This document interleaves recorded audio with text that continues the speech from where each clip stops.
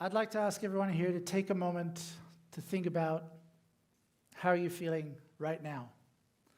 Do you feel happy? Do you feel relaxed? Do you feel calm?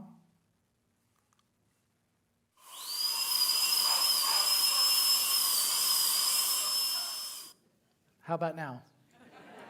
Still feel relaxed?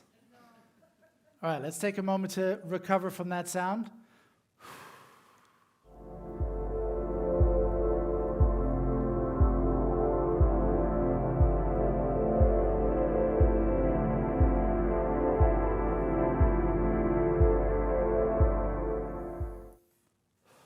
A little bit better. I'm a musicologist, and for the last 20 years, I have been studying music taste and the impact that sound has on the body and the brain.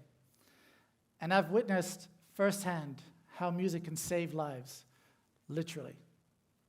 Now, our brain needs stimulation to function properly, to thrive.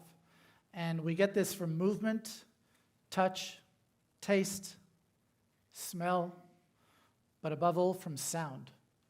In fact, sound makes up 80% of the stimulus processed by our brain.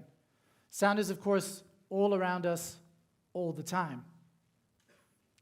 Sound is a vibration of particles, and when our ears receive these vibrations, they convert them into electrical signals that are then sent to the brain for processing. Different types of sound are processed by different areas of our brain. But all sounds pass through our limbic system. And our limbic system is responsible for processing our emotion and our memory. And this is where it gets really interesting. Before our brain has figured out what it is that we're hearing, our limbic system has already determined how it makes us feel. Every sound we process triggers an emotional response in our body. Every sound we hear impacts the way we feel. So it would make sense to say then that some sounds have a negative impact on us and others a positive impact, right? Well, research has found that if we are exposed to negative sounds for a long period of time, this is actually bad for our health. It is stress-inducing.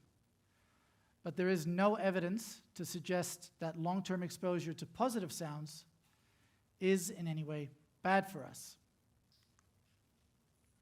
Now, the best sound is music.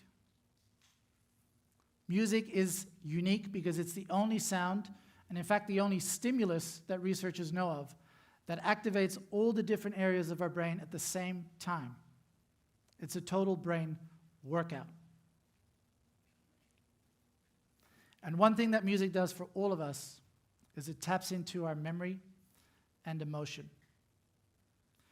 Now, growing up, I remember both my parents exposed me to a wide variety of musical genres and styles. Music was a big part of my upbringing, and I'm very grateful for that. But it wasn't until I got my first Sony Walkman. Does anyone remember those? It wasn't until I got my first Sony Walkman that I fell in love with music. It became personal. I got to choose what to listen to, and I could get lost in the melodies, the rhythms, and the lyrics of the songs. It wasn't until later that I realized that listening to music was a form of therapy for me. It was like a safety net or a comfort blanket, if you will, and it allowed me to deal with very complex emotions as a child and allowed me to deal with difficult moments in my childhood. I truly believe that music saved my life, and I've seen it do the same for many others around me. So because of that, of course, I decided I wanted to become a DJ when I was 14. And it's because I couldn't think of a greater joy than to play music for others and give them that same comfort and emotional outlet and joy that I had felt for so many years. Funnily enough, that all started just a stone's throw from where we are today in the nightclubs of Ibiza. Now, of course, everyone around the world knows Ibiza for its nightlife, but for me, Ibiza is home. I grew up here. And it's here where I realized my dreams of becoming a professional DJ when I was just 16 years old.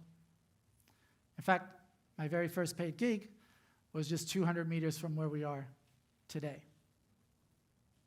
Now, listening to music, as we know, is a total brain workout. But just like physical activity, there's various degrees of music listening. And understanding these can help us decide when and what type of music listening really works for us. So for example, when we listen to relaxing music, this is the equivalent to a physical activity like light stretching or a walk in the park. Listening to relaxing music is stimulating, but because the brain can easily anticipate what comes next in the song, it requires less energy to process. But research has found that when we listen to relaxing music, it is a great form for us to de-stress, and it also helps us focus. Then there's listening to music that we love, and I do mean here your guilty pleasures, the ones that you're too embarrassed to talk about with your friends. This is the equivalent of doing a Pilates session or weightlifting. When we listen to music that we love, it promotes feelings of joy and motivation. But researchers also found that it increases our dopamine levels and it increases blood flow in the brain. Finally, there's listening to complex music.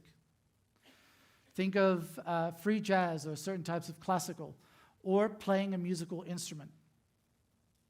This is the equivalent of a high-intensity workout like CrossFit. When we listen to complex music or play a musical instrument, it requires practice and discipline, and at times it can be very, very frustrating. But with continued effort come great rewards in terms of cognitive development and neuroplasticity.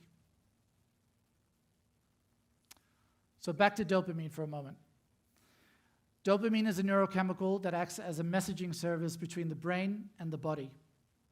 Now, as we age, we naturally produce less dopamine. But for somebody with Parkinson's, that can be up to 80% less. And oftentimes, somebody with Parkinson's feels like their brain and their body are out of sync. Fortunately, researchers found that when they play music with a steady, pronounced beat, like a tango, they can activate the rhythm part of the brain and help somebody with Parkinson's get their brain and body back into sync again through movement, through dance in this case. So you can imagine for a moment that a good daily activity or habit for somebody with Parkinson's would be to listen to their favorite music, those guilty pleasures that also have a steady, pronounced beat to help increase dopamine levels as well as help with coordination. For those living with dementia, researchers found that the area of the brain responsible for long-term memory is the last to be impacted by this disease. And when we stimulate this area by playing music from our past, from our childhood, this acts as a trigger or a prompt to then activate and stimulate the other areas of the brain that are no longer functioning as well because of this disease.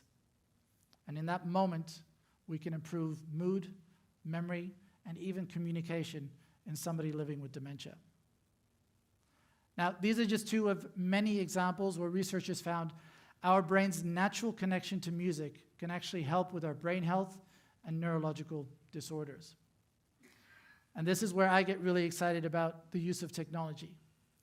So for the last 10 years or so, I've been using technology to enhance the value of music as a therapy. Now this year, some of the technology my team and I have been working on is going to be used in several clinical trials around the world. And what we're measuring is how can we use our personalized music therapy or intervention to improve brain health and longevity when we include it in our daily routine. The first of these studies in the UK will be focused specifically on the impact this will have on people living with dementia, and equally as important, their caregivers. So, to quickly recap, our brain needs stimulation. The majority of that stimulation comes from sound. The best sound is music because it is a total brain workout and it helps with our mood, memory, communication, movement, and much, much more. So I say, let's use our brain's natural connection to music. Let's replace negative sounds around us with positive music that makes us feel good. Because you never know, that right song at the right time could literally save your life. Thank you.